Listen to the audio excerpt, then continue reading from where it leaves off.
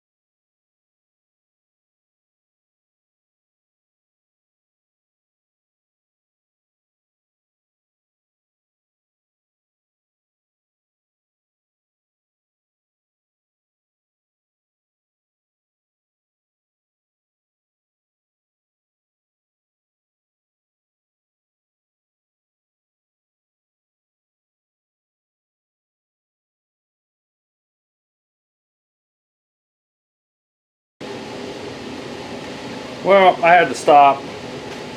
As you saw, I accidentally grabbed number 8 right off the bat, so I had to go to the back cylinders first. But what stopped me here was it got cocked in there a little bit, and then I couldn't line it up. The more I messed with it on top, trying to get it to line up, the more I didn't like it. So I went to the bottom, and as soon as I bumped it, it turned and went right in there and knocked the bearing out, and a big old glob of dirt, I don't know where it came from, fell into the bearing. So, I don't know if I can get this bearing back in there. I ended up taking my gloves off because they're just getting more and more contaminated. That's a problem with building an engine, is trying to keep it clean. It is just so difficult to do in a crap garage.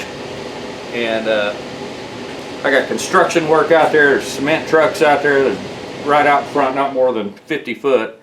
I can hear them out there messing around. I don't have access to my driveway again. So everything my wife and I do has to require walking from the street, which I know isn't a big deal. But it is when we all work the way we work. Her and I are both either on call or shift work. Makes it very difficult to do anything. But I'm trying to get this done before it gets worse, as far as the dirty part of it and everything like that. And I am just, it's the old adage, the hurrier I go, the behinder I get. And that is exactly what's going on here. I'm going to end up having to pull this back out. I can't push the piston back out. I just cannot reach it now to push the bearing in all the way. There it went. Alright, the bearing's in and it's clean. I don't know where like I said, the blob of crap came from. It must come off the screwdriver, the hammer, when I was trying to mess with it. That's what jeans are for. I got to re-lube the bearing, which is not easy to do, and the crankshaft's right in the way, so I may have to put it on the crank as well, just to make sure. Yeah, I can't reach it like that. Alright, there we go. Alright, so that's the reason I stopped and just kind of showed you what was going on. It's that sometimes, regardless of how hard you try, you're going to run into problems. Dirt is your biggest enemy when it comes to building an engine.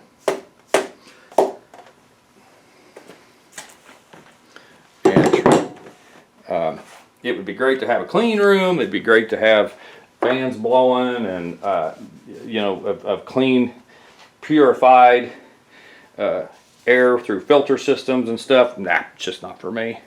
I would rather whine and complain that I don't have don't have a clean area to do it in. But and I got better than a lot of people have. I'm not complaining about me having a garage or anything like that, because I know there's a lot of people who start out, I didn't have nothing when I started out. Everything I did was out in the street, or I had to borrow somebody else's driveway, or I've had a couple of houses that didn't have driveways. Work in the street. Alright, this looks better.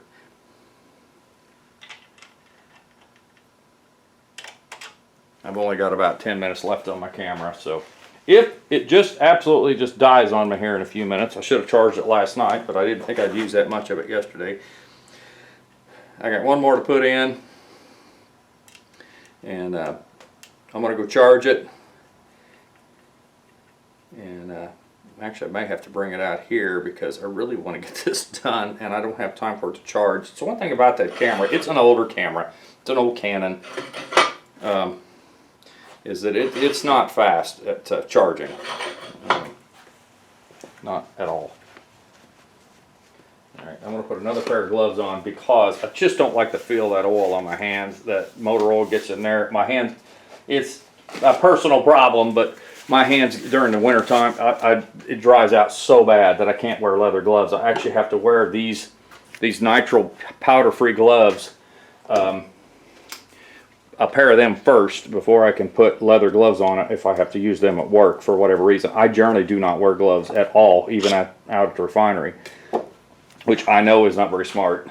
And I picked up a few things that ended up, wished I hadn't done it, one of those deals. But anyway, I'm going to make sure the rings are, that's something again, just make sure that you do, just make sure them rings are not lined up.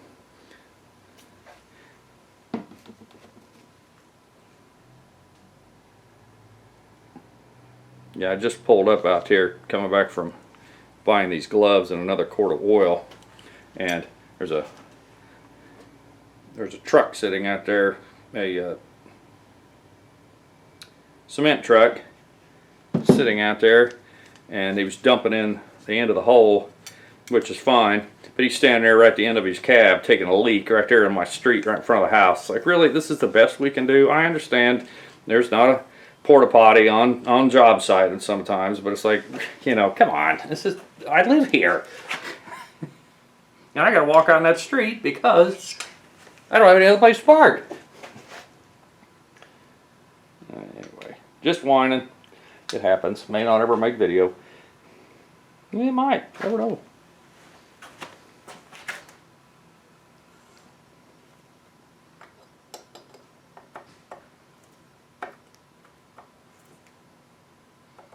Come on.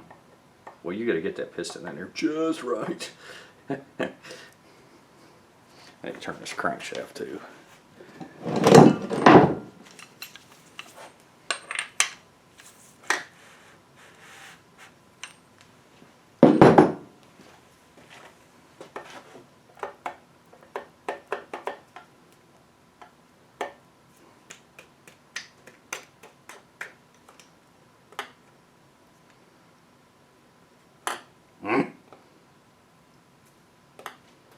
Alright, last one.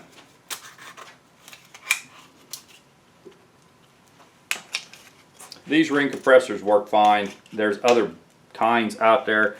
I watched some machine shop guys or some of them engine building places, and they actually have one like for every bore. It tapers down, and man, I wished I had that kind of money where I could buy one for every size of bore, but it's not in the cards. So I use what I got.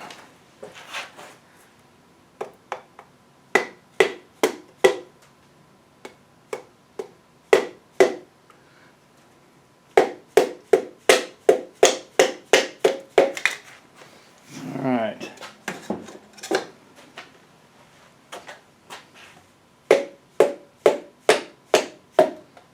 Last one.